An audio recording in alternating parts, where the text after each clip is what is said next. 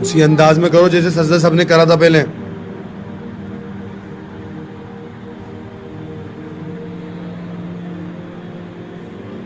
पढ़ो बेटा पढ़ो।